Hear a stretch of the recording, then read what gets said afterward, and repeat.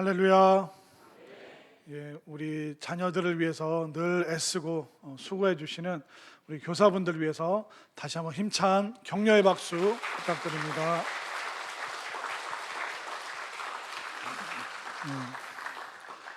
우리 일본에서 히로시마에서 선교하고 계시는 이상훈 선교사님, 굉장히 오랜만에 또 한국 방문하셨고요. 또 우리 교회 오셨는데 지금 사모님과 또 아이들 4명 데리고 왔는데 지금 부산에 있는 이제 선교사님 댁에서 머물고 계시고, 또 사모님 친정은 이제 밀양인데 지금 부산에서 가족들은 있고, 또 선교사님은 또 말씀 전하기 위해서 또 KTX 타시고 이제 대전에 오늘 오셨는데, 제가 선교사님과 교제하고 또 이렇게 가까이 지내면서 늘 느끼는 게, 늘 애 한두 명 키우는 것도 이렇게 힘든데 8명을 어떻게 키울까? 그래서 제가 여쭤봐요. 그냥 뭐라고 그러는지 아세요? 그냥 웃고 계세요. 그냥 다 됩니다. 다 됩니다 그러시는데, 그런 아이들을 이제 키우는, 그러니까 8명 중에 7명을 입양하여 키우는 그 이야기를 책으로 또 만드셨는데, 우리 아이들 입양 이야기라는 책을 이제 쓰셨고, 책을 쓰셨다는 것은 우선 대단하시다.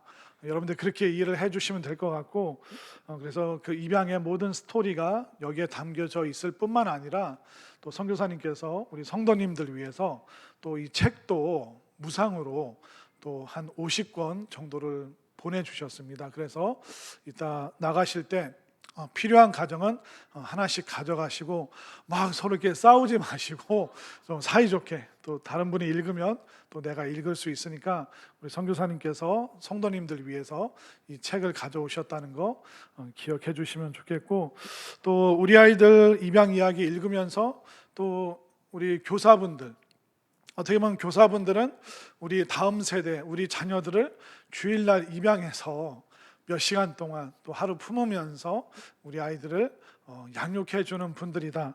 책을 읽으면서 이제 제가 또 그런 생각들이 참 많이 들었는데, 오늘 선교사님의 그 하나님의 섭리하시는 그 입양과 또 일본에서의 사역, 우리가 은혜로운 그런 놀라운 시간이 되었으면 좋겠고, 우리 선생님들도 다시 한번 도전과 또 위로받으셨으면 좋겠고, 또 성도님들께도 큰 은혜가 되었으면 좋겠습니다. 그래서 또 예배 후에 또 끝나고 이제 인사하실 때 우리 성도님들이 그런 사랑의 표현 좀 많이 해 주시면 좋겠습니다. 왜?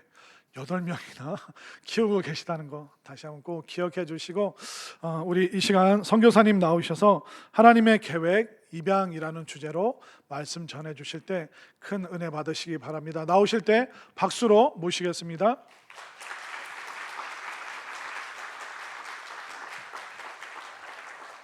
예, 반갑습니다. 저희 소개를 너무 잘해 주셔서 감사합니다. 잠시 저희 소개를 하도록 하겠습니다. PPT에 보면 제 아내가 나오나요? 예, 저 왼쪽에 한복을 입은 사람이 제 아내입니다. 얼마 전에 장남이 결혼을 했어요. 결혼식에서 찍은 사진입니다. 오른쪽의 그림은 제가 섬기는 히로시마 제일교회입니다. 2003년도 10월 달에 교단으로 해서 파송을 받았고요. 그 다음에 보면 우리가 이제 무슨 사역을 하느냐면 어린이들을 주로 사역을 하고 있습니다. 아이들이 공원에 놀러 갔다가 친구들을 주일날 데리고 오면 이 아이들에게 복음을 전하고 있습니다. 그 다음에 보시면 아이들이 오면 게임도 하고 먹을 것도 주고 소풍도 가고 그렇게 합니다. 그 다음에 저희들은 또 소외되고 또 가난한 사람들을 위해서 저희들이 좀 하나님 그런 분들을 보내주시더라고요. 그 왼쪽에 세 분은 농아인들입니다. 제가 수화도 배워가지고 수화로도 설교도 하고 그럽니다. 그리고 오른쪽에 계신 분은 노인시설에서 홀로 있는 분인데 꽃을 좋아하셔서 매번 찾아가서 전해주고 예배드리고 그렇게 합니다. 자, 그리고요, 그 다음에 보시면 저희 가족을 소개하겠습니다.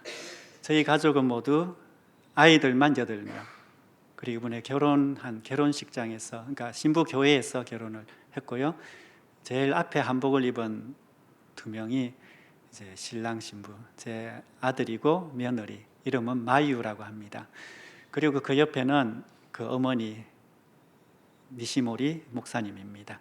그래서 그 교회 목사님이시고요. 가족 사진을 찍었습니다. 그래서 목사님이 소개한 대로 저희 가족은 8명이지만 아이들이 8명이지만 7명은 입양을 했습니다. 오늘 교사 헌신 예배인데 저는 오늘 말씀을 생각하면서 입양이라는 것이 교사님들에게 꼭 맞는 이야기겠구나라는 생각을 하면서 말씀을 준비를 하게 됐어요.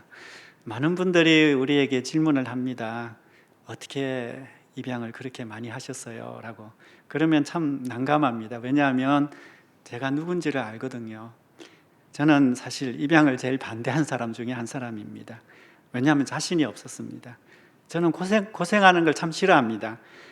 제가 이제 일본에 히로시마에 가기 전에 오사카에서 한 2년 반을 있었거든요. 그때 공동체 생활을 했었습니다. 한 30명 정도 되는데 다들 한 3일 동안 금식을 하자고 이야기를 하더라고요. 근데 저는 그때는 젊었기도 했고 금식하는 거 제일 싫어했거든요. 그래서 금식을 안 한다고 그랬어요. 그러니까 식사를 담당하는 한 자매님이 금식하면서 제 음식을 다 만들어 주셨어요. 예, 그만큼 참 제가 그런 사람입니다. 그런데 이런 제가 고생하는 걸 뻔히 알면서 이제 입양을 한다는 것은 사실 제 성격에 맞지 않아요. 그럼에도 불구하고 입양을 결정하게 된 것은 입양이 하나님으로부터 왔기 때문에 그렇습니다. 사실 입양이라고 하는 주제는 상당히 무겁습니다. 왜냐하면 입양은 우리의 삶의 가장 깊은 곳을 건드리는 이야기죠. 많은 사람이 결혼을 하면 아이가 생기고 그 아이는 엄마 아빠와 함께 가족 안에서 살아야 합니다. 모든 아기가 누릴 수 있는 권리고 세상에서 가장 평범하면서도 가장 자연스럽고 아름다운 일이죠. 아기가 말을 배울 때가 되면 자연스럽게 자기를 낳아준 부모를 향해서 엄마, 아빠 이렇게 부릅니다. 이거는 우리가 태어나면서 자연스럽게 우리의 삶 가운데 무의식 중에 형성되는 안정감이고 또 이것을 우리는 가족이라고 부릅니다. 근데 모든 아이들이 그렇게 살면 얼마나 좋을까요? 그러나 슬프게도 많은 아기들이 자기를 낳아준 사람을 엄마라고 부르지 못하고 자랍니다.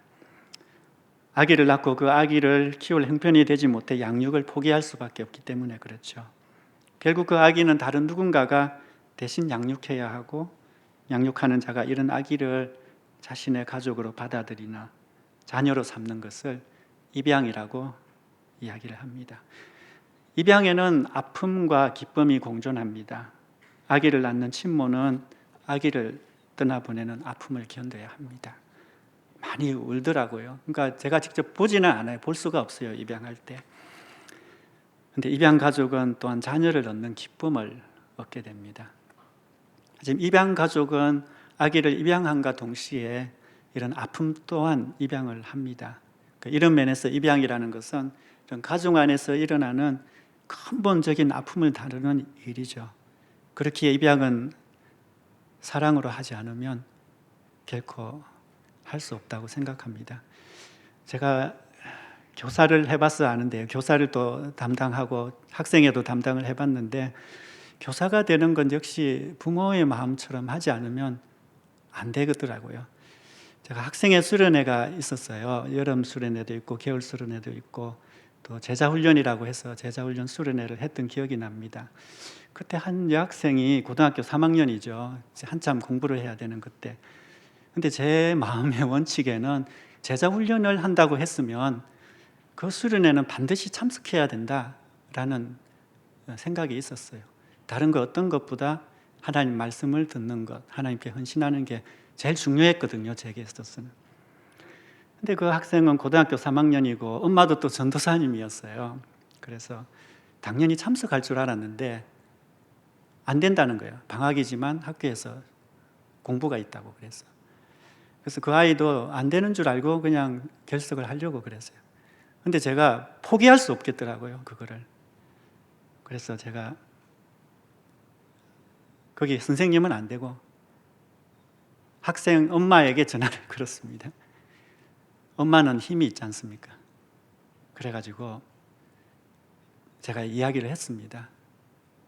이 아이는 말씀으로 양육을 받아야 됩니다. 꼭 참석해야 됩니다. 절대 제가 포기할 수 없습니다. 무슨 일이 있더라도 놔줄 수 없습니다.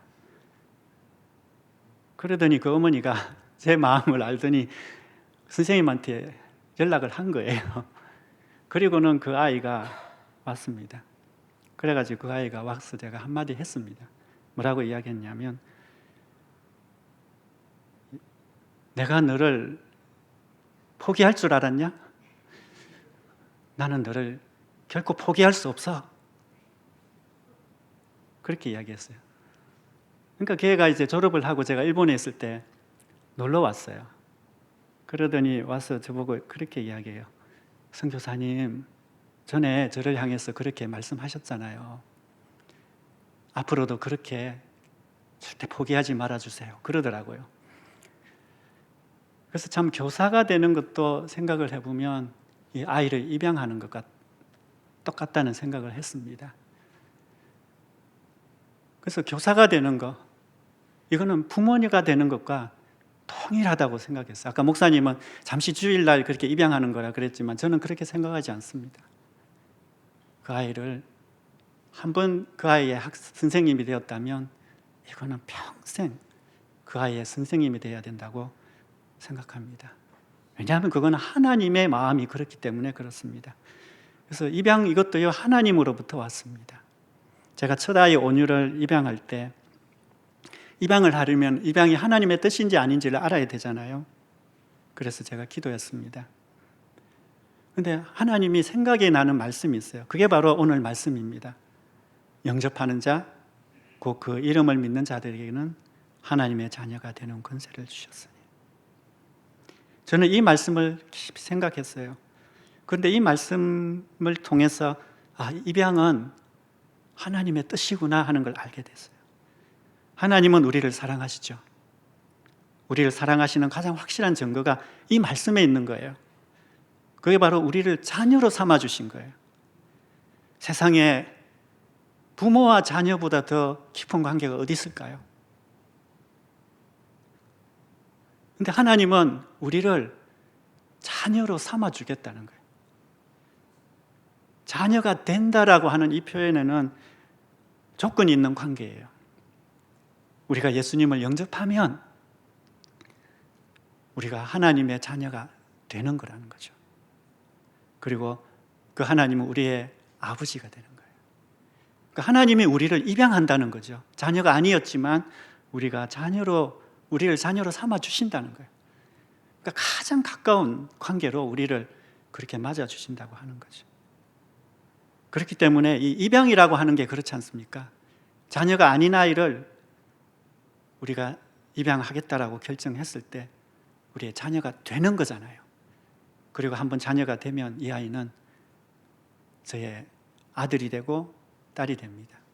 그리고 이 아이는 이제 우리가 책임져야 될, 절대 포기할 수 없는 나의 자녀가 되는 거죠. 사람은 하나님의 형상으로 태어났지만 죄 때문에 지옥에 가는 운명이 주어졌습니다. 하나님의 사랑이 여기에 있어요. 하나님은 우리를 건지려고 예수님을 보내주셨죠. 그래서 예수님이 우리의 죄를 대신해서 십자가에 달려 돌아가셨습니다. 그래서 우리가 그 사실을 믿으면, 우리가 예수님을 마음으로 영접하면 하나님이 우리를 자녀로 삼아 주겠대요. 저는 자녀를 입양하면서 그 하나님의 마음이 어떤지를 조금이나마 알게 되었어요. 그리고 자녀가 된다는 것이 무엇인지 경험하게 해주셨어요. 우리 아이들은 저를 향해서 아빠라고 이야기합니다. 아빠.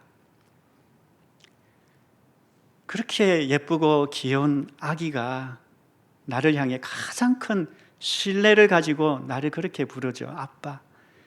세상에 엄마 아빠보다 더 가깝게, 더 친근하게 부르는 이름이 있을까요? 엄마, 아빠. 그런데 우리 아이들이 저를 향해서 아빠라고 부르더라고요. 제가 그 말을 믿을 수가 없어요. 믿어지지가 않아요.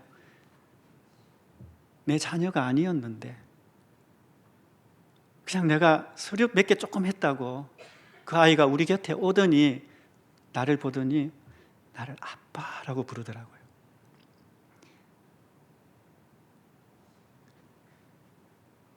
근데 얼마나 기쁜지 몰라요.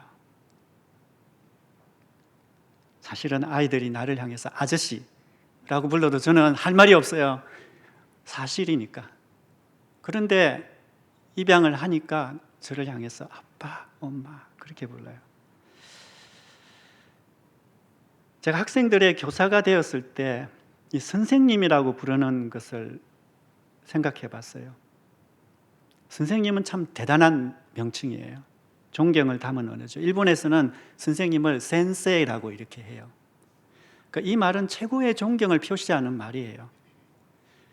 근데 우리가 선생님이 되기로 결정을 하면 한 가지 달라지는 게 있죠. 아이들이 선생님을 향해서 선생님이라고 불러요. 근데 이 이름이 얼마나 귀한 이름인지요. 이거는요, 단지 한순간의 선생님이 아니라 평생의 선생님이라는. 내가 그렇게 생각했어요.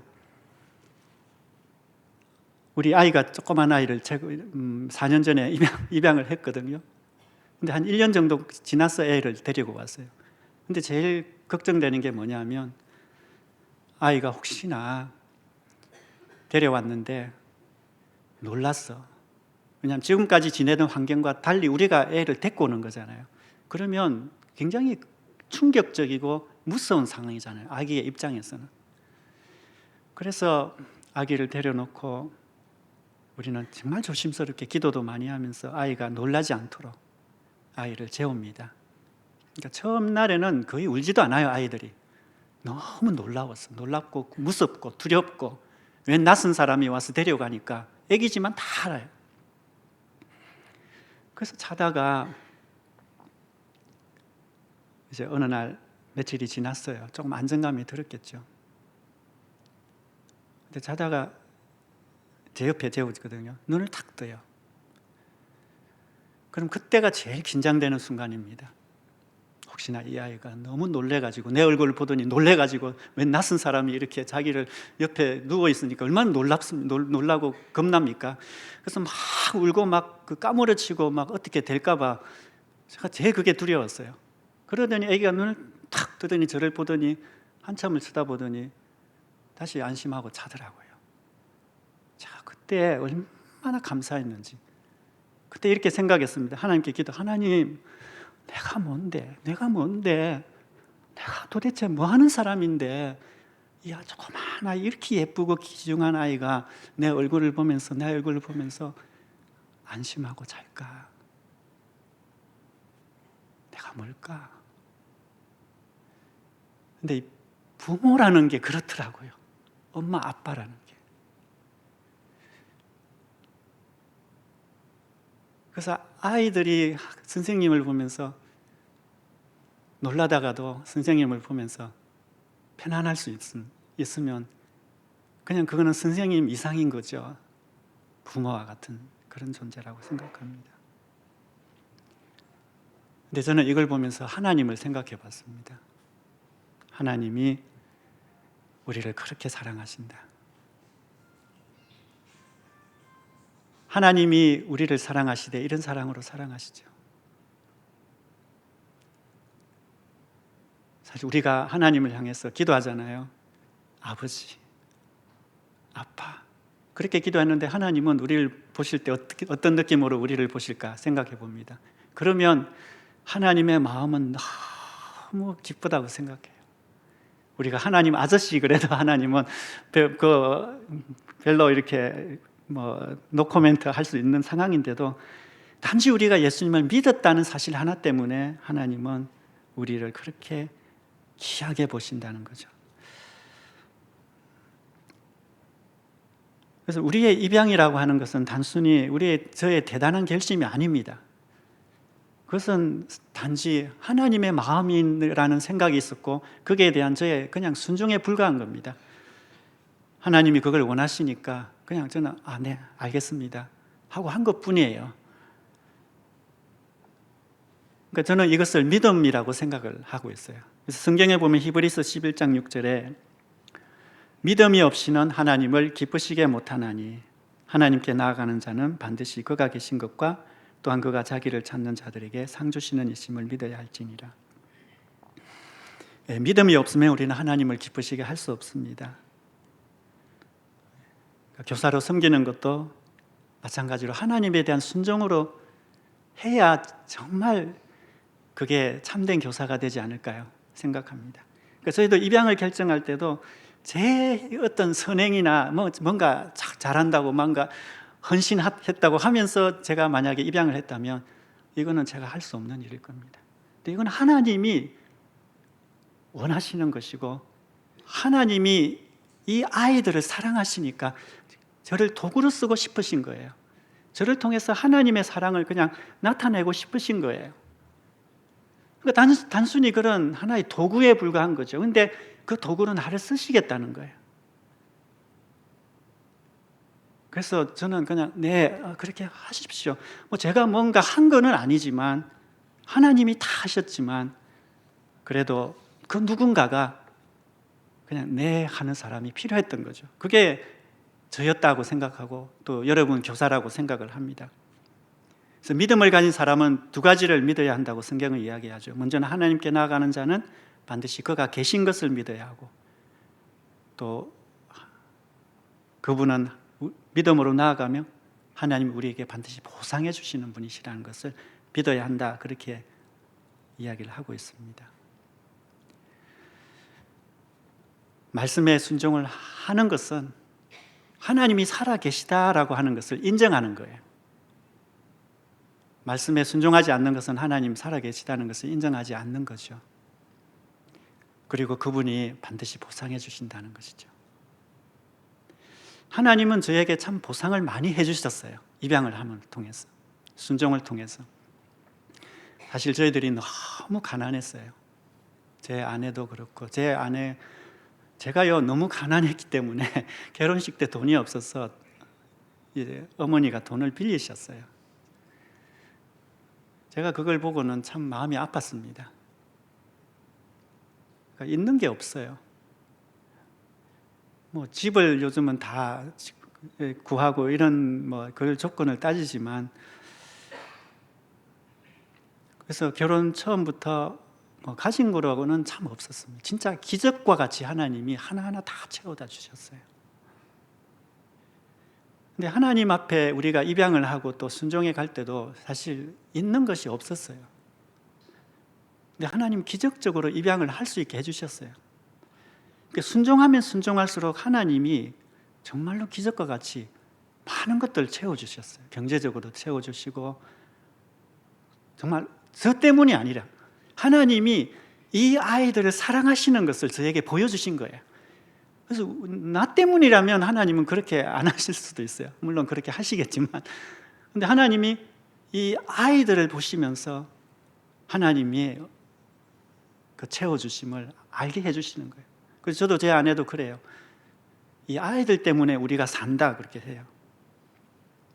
근데 무엇보다 기쁜 것은 뭐냐 하면 그 아이들 자체에 있더라고요. 이 아이가 내 자녀다. 이 아이가 내 옆에 있다. 내가 이 아이를 맡았다. 그리고 이 맡은 것은 지금 한순간으로 끝나는 것이 아니라 평생 내가 맡아 있는 아이다. 그리고 내 옆에서 무한한 기쁨이 되어져요. 물론 많기 때문에 어려운 일도 참 많습니다. 그 보상은 하나님이 주시는 보상은 말로 표현할 수가 없습니다. 그래서 입양은 참 복음 그 자체를 잘 설명해 주더라고요. 하나님이 사랑이시다라는 것을 이 입양이요 단적으로 보여주시더라고요.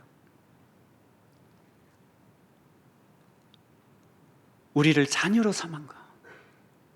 하나님 우리를 너무나 사랑하셔서 자기의 독생자까지 희생시킬 만큼 우리를 건지고 싶어 하는 거예요. 우리를 자녀 삼고 싶어 하시는 거예요.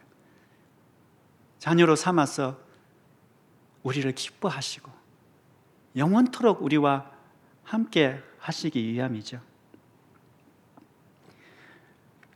그래서 입양은 가장 대가를 많이 치르는 일이면서도 그러면서도 가장 가치 있고 고귀한 일이라고 저는 생각을 하고 있습니다.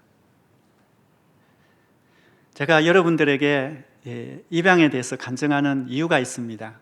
사실은 제가 이렇게 공공연하게 입양에 대해서 잘 이때까지는 말하지 못했어요. 왜냐하면 아이들하고 같이 오면 이 입양이라는 일을 말을 꺼내기가 좀 어려워요.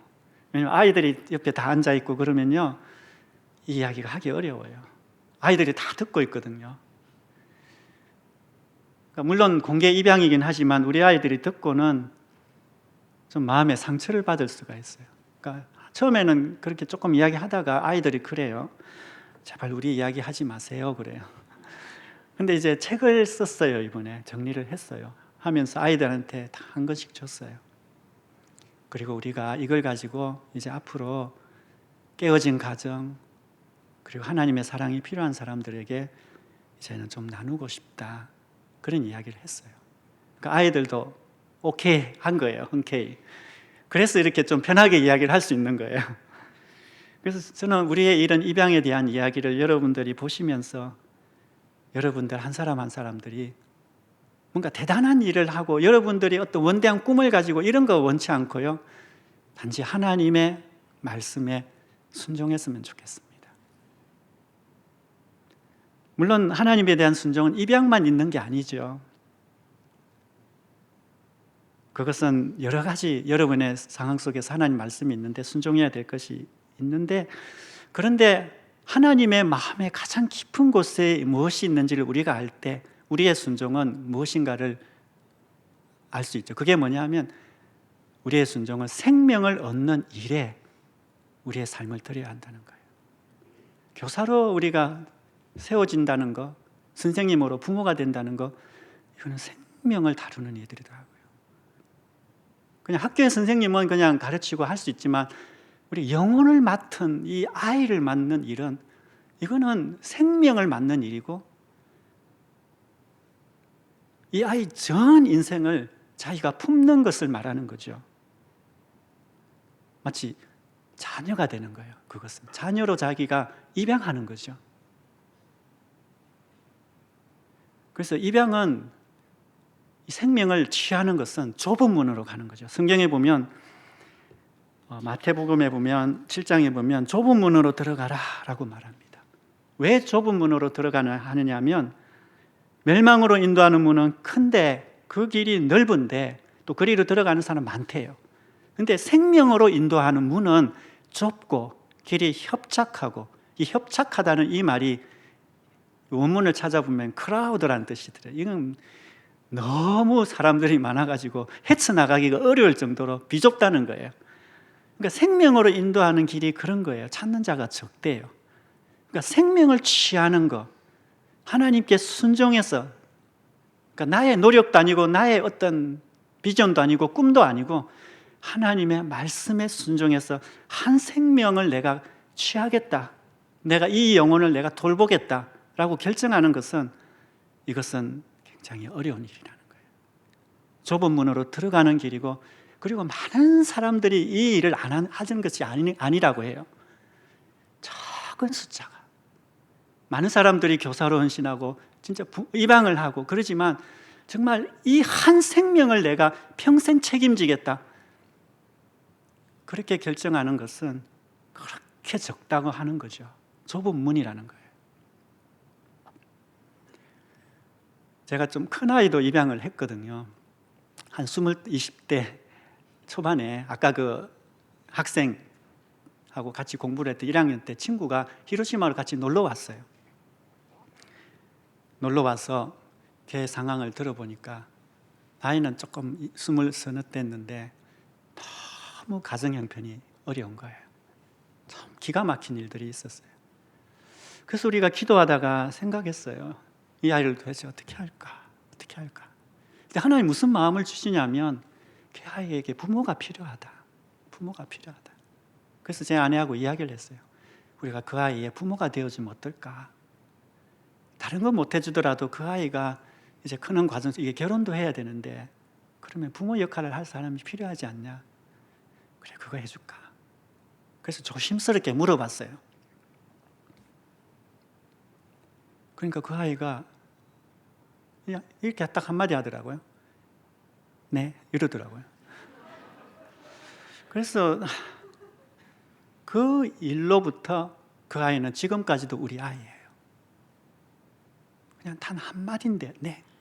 그리고 내가 그 아이의 부모가 되겠다고 결정한 것인데, 근데 이거는 나에게서 나온 거 아니에요. 하나님의 그 아이를 너무 사랑한 거예요. 너무 이 아이를 사랑하셔서 나 같은 사람이라도 쓰고 싶으신 거예요. 부모로 삼고 싶으신 거예요. 제 아내가 너무 약하거든요. 진짜 아픈 사람이에요. 쓰러져도 2번 쓰러져서 진짜 죽을 지경이 아니라 거의 죽었습니다. 근데 하나님이 살려주셨어요. 근데 제 아내가 이게 기도를 하러 가요. 너무 힘드니까.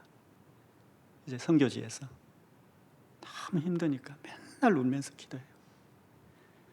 그런데 하나님이 뭐라고 이야기를 하시냐면, 말씀을 읽는데 자꾸 입양을 하라는 마음을 주시는 거예요. 처음에는 아기를 낳으라 하는 말씀을 들었어요, 우리가. 근데 아니더라고요. 왜냐하면 너무 몸이 안 좋으니까 아기를 낳을 수가 없어요. 근데 입양을 하라는 마음 같아요.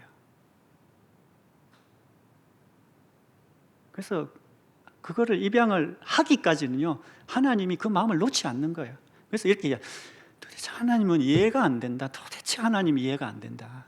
세상에 그렇게 건강하고 믿음도 좋고 돈도 많고 이런 사람들이 그렇게 많은데 왜 하나님은 나보고 거기에 힘도 없고 자기 사는 것도 힘든데 나 같은 사람 보고 자꾸 입양하라는지 모르겠다 그러더라고요.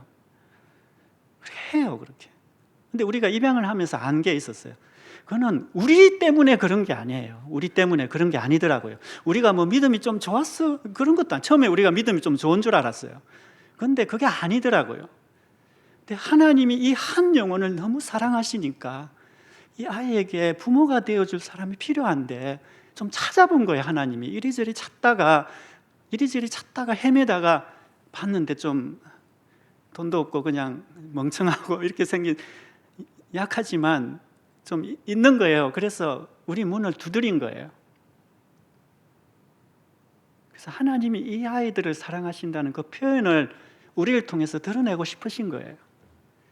그러니까 하나님이 여러분들을 얼마나 사랑하시는지, 사실 뭐 저 아는 사람이 있으세요. 몇 분 계시지만, 그런데 여러분 한 분 한 분들 하나님이 얼마나 사랑하시는지 그 사랑을 드러내고 싶으신 거예요.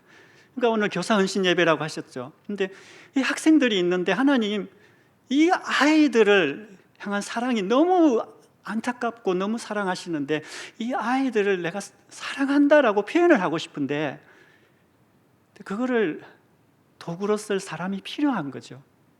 근데 이 하나님의 마음을 내가 받았어. 하나님, 내가 이 아이들의 선생님이 되겠습니다. 내가 이 아이들을 위해서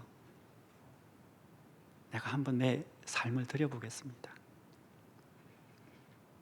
그런 사람이 필요했던 거죠. 그래서 입양은 참 정말 가치 있는 일이에요.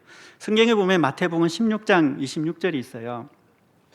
사람이 만일 온천하를 얻고도 제 목숨을 잃으면 무엇이 유익하리요? 사람이 무엇을 주고 제 목숨과 바꾸겠느냐? 목숨보다 귀한 게 없죠. 근데 여러분 부모가 되신 분들 생각해 보세요. 목숨과 바꾸고 싶은 게 있어요.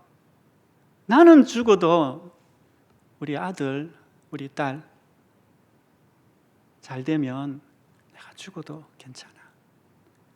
목숨과 바꾸고 싶어 한대요. 그게 생명을 얻는 일은 목숨과 바꾸고 싶은 마음이 있어요. 그게 부모의 마음이죠. 근데 그 마음을 하나님 우리에게 주신 거예요. 생명을 얻는 일은 천하보다 귀한 그 일에는 목숨을 바꾸고 싶어하는 마음이 있는 거예요. 제 아내가 첫 아이를 놓을 때 몸이 안 좋았어요. 본래부터 몸이 안 좋았는데 아기를 가진 거예요. 근데 아니나 다를까 놓을 수 없게 됐어요. 제왕절개를 하게 됐어요.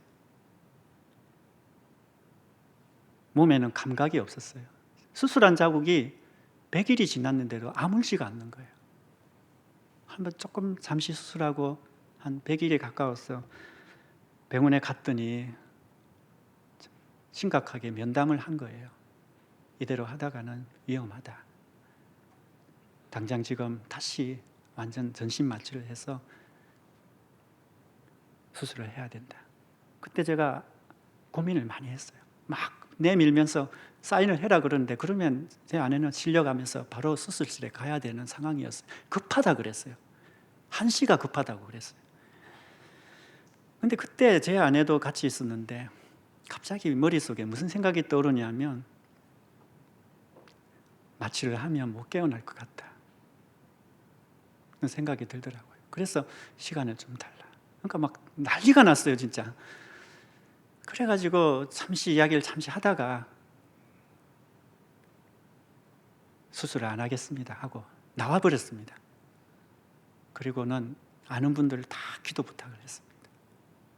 근데 뭐 그때까지 아내는 몸에 아무런 감각이 없었어요. 12월 달이 다 됐는데도 춥지도 않고요. 다른 분들 추워서 잠바 입는데요, 감각이 없는 거예요. 그러니까 몸 상태가 그냥 말이 아니었던 거예요. 그랬는데 IMF가 마침 터졌어요. 그때 어머니가 직장을 잃었어요. 올라오셨어요. 잠시 보자, 사는 게 어떤가 하고 보자고. 그러니까 정말 기가 막히죠. 아무것도 없는 데다가 옆에 보면 아기를 낳았는데 며느리는 다 죽어가고 있었어요. 이래서 되겠나 하면서 다시 내가 산후조리 해줄게 이러면서요, 한 달 동안을 진짜 어머니가 계속 간호했어요. 그러니까 몸에 이제 감각이 돌아온 거예요. 그러니까 그러더니 수술 했던 자국이 딱 나와버렸어요. 근데 나오면 좋아야 되는데 그때부터가 아내는 지옥이었어요. 온몸에 엄청난 통증과 함께 잠을 자야 그 고통을 잃는 거예요. 그리고 그 고통이 몇 년 전까지 계속됐어요. 그러니까 완전히 사라지지 않은 거예요. 근데 요즘이 제일 건강합니다. 그때 이 한 아이를 낳을 때 저는 결혼하면 여자가 당연히 아기를 잘 놓을 줄 알았어요. 쉽게 놓는 줄 알았어요. 근데 결혼을 하고 보니까 여자가 임신을 하고 아이를 낳는 것은 생명으로 생명을 바꾸는 일이라는 것을 알았어요. 제 아내는 그런 상황 속에서도 아이를 걱정하더라고요. 그래서 하도 너무 힘들어서 이제는 삶을 포기했어요. 진짜 몸에 감각도 없고 정신은 맑아지고, 너무 정신이 맑아지더래요. 몸에는 감각이 하나도 없어지고. 그래서 이게 죽는가 보다, 그렇게 상상을 하고 이렇게 생각을 하고 있는데, 옆에 아기가 이제 막 뒤집을 때였어요. 첫 아이가 뒤집으려고 하는 그 안간힘을 쓰는데, 그걸 보는 순간에 제 아내가 어떤 마음이 드냐면요, 그때 모성애가 생겨난 거예요. 이 아이가 얼마나 불쌍한지. 그때 울면서 기도, 하나님, 이 아이가 결혼할 때까지는 내가 봐줘야 안 되겠습니까? 내가 아니야, 이 아이를 위해서라도 하나님 나를 살려주세요. 그렇게 기도하더라고요. 그러니까 자기를 위해서가 아니야, 이 아이를 위해서, 이 한 영혼을 위해서. 내 생명은 어떻게 돼도 괜찮으니, 근데 이 아이를 위해서라면 내 죽는 건 괜찮은데 이 아이 때문이라도 나를 살려주세요. 근데 얼마 전에 결혼을 했습니다. 근데 그래요, 참 한 생명을 취하는 것은 그만큼 대가를 치러야 된다는 거예요. 한 아이를 낳는 것은 생명으로 생명을 바꾸는 일이에요. 이게 하나님이 우리에게 생명을 다루는 사람에게 주신 어떤 마음인 것 같아요. 왜냐하면 하나님 역시 우리에게 그런 사랑을 보여주셨거든요. 우리를 구원하기 위해서 자기의 독생자 예수님을 보냈는데 생명으로 생명을 바꿨어요. 다른 게 아니라 생명으로 바꾸셨어요.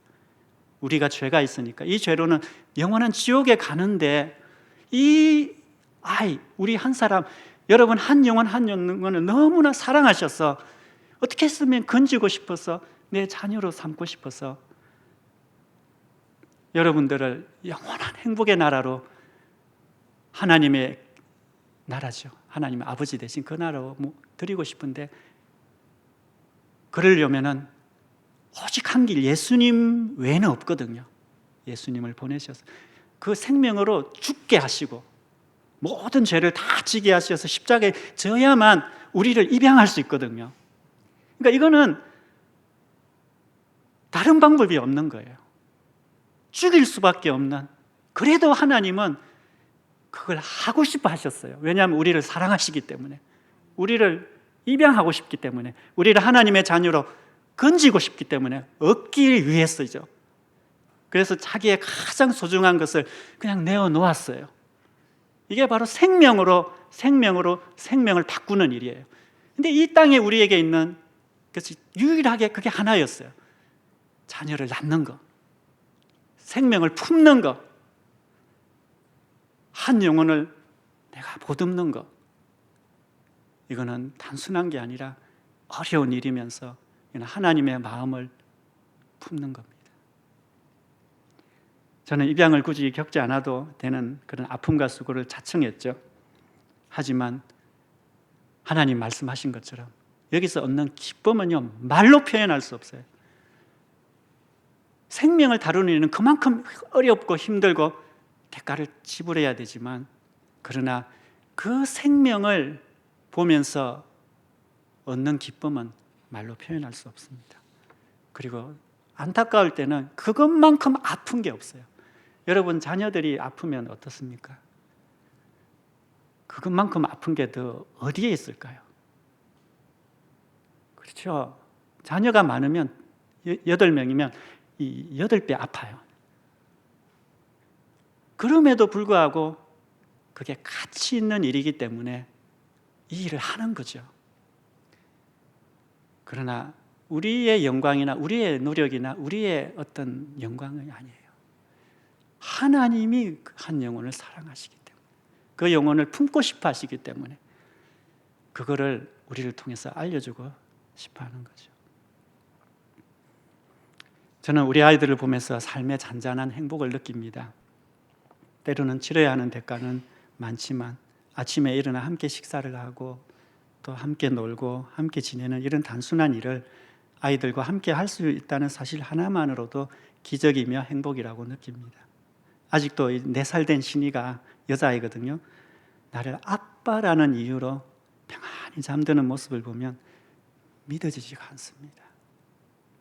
그 기쁨은 말로 표현할 수가 없어요. 그러면서 저는 이렇게 생각합니다. 내가 무엇이길래? 내가 무엇이길래?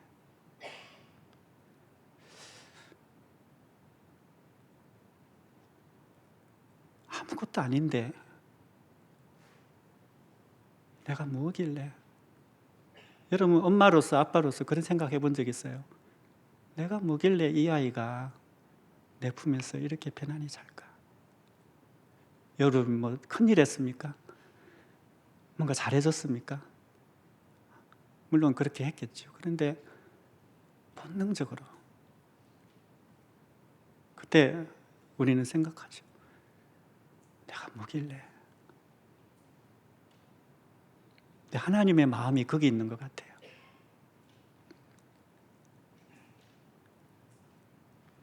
우리를 너무나 사랑하십니다.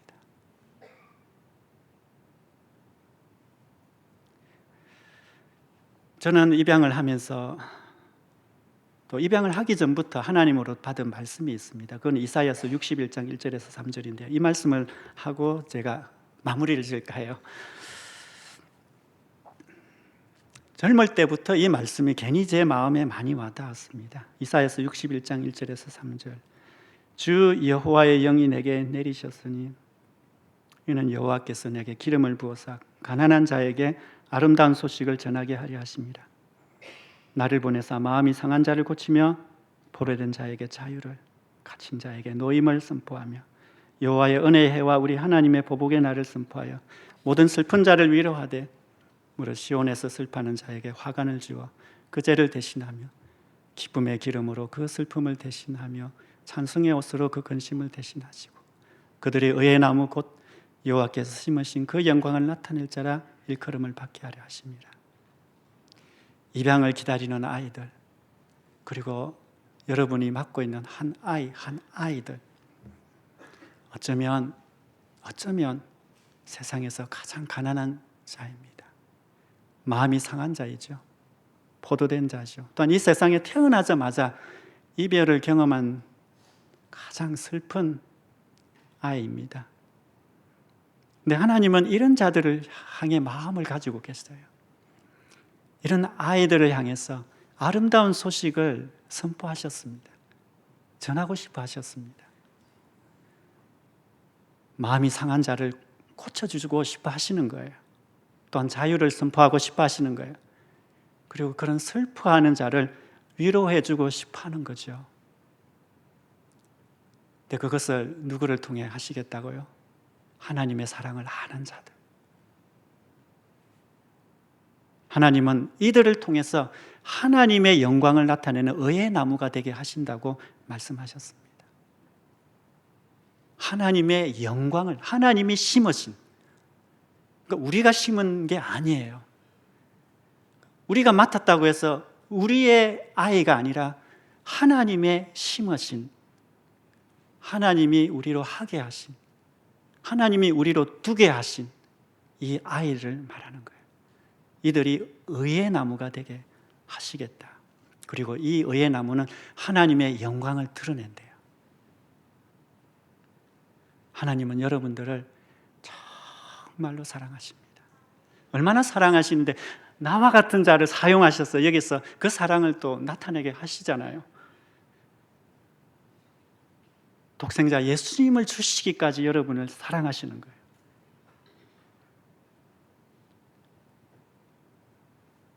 지금 하나님은 여러분을 부르고 계신다고 저는 생각합니다. 여러분이 이 예수님을 마음속에 모신다면 여러분 영원히 하나님의 자녀가 됩니다. 첫 아이를 입양했을 때 온유거든요. 그때 큰아이 환희는 4-5살 될 때였어요. 그래서 산 꼭대기에 그 입양 기간이 있었어요. 그래서 택시를 타고 올라가서 이제 아이를 18일 된 아이였어요. 그러니까 진짜 조그맸어요. 서류 정리를 다 하고 아이를 보고 옷을 갈아입히고 이제 데리고 왔어요. 데리고 이제 내려와서 마을버스를 타고 내려가야 되는데 갑자기 가만히 있던 환희가, 큰아이가 이래요.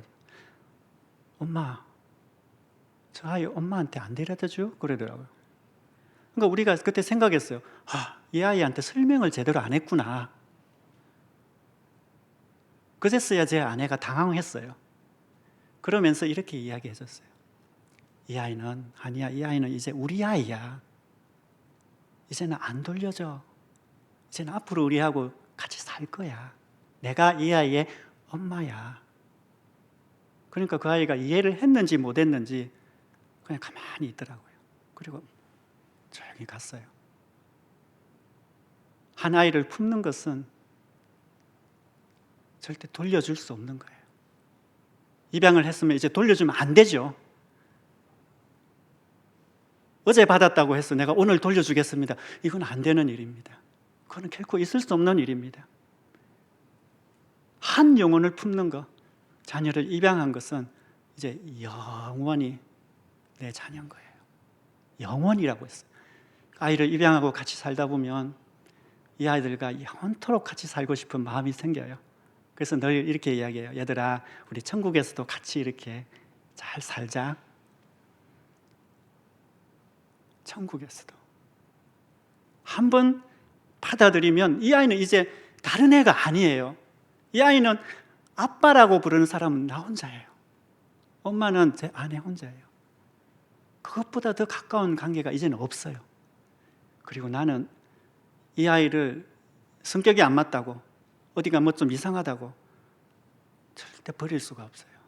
왜냐하면 내가 아버지니까. 그리고 제 아내는 엄마니까 그럴 수 없는 거예요. 결코 떠날 수 없는 거예요. 결코 버릴 수 없는 거예요. 하나님이 우리를 한 번 자녀로 삼으시면 여러분을 결코 떠나시지 않습니다. 여러분을 결코 버리지 않습니다. 영원토록 여러분들을 사랑하시고 받아들이시고 영원한 나라에서 우리들이 행복하다면, 우리들이 잘 사는 것이라면, 우리들이 영원한 생명을 얻고 행복한 것이라면 하나님은 그 어떤 대가도 치를 수 있고 그런 각오가 다 되어 있는 것입니다. 여러분, 이 예수님, 이 하나님을 혹시 아직 마음속에 그렇게 모시지 않는 분이 있다면 꼭 예수님을 여러분의 마음의 구주로 영접하시기를 바랍니다. 그 하나님 여러분을 너무 사랑하셔요. 결코 포기하지 않습니다. 떠나지 않습니다. 이 시간에 우리 한번 기도하실까요? 하나님이 얼마나 여러분을 사랑하시는지, 그 사랑은 말로 표현할 수 없습니다.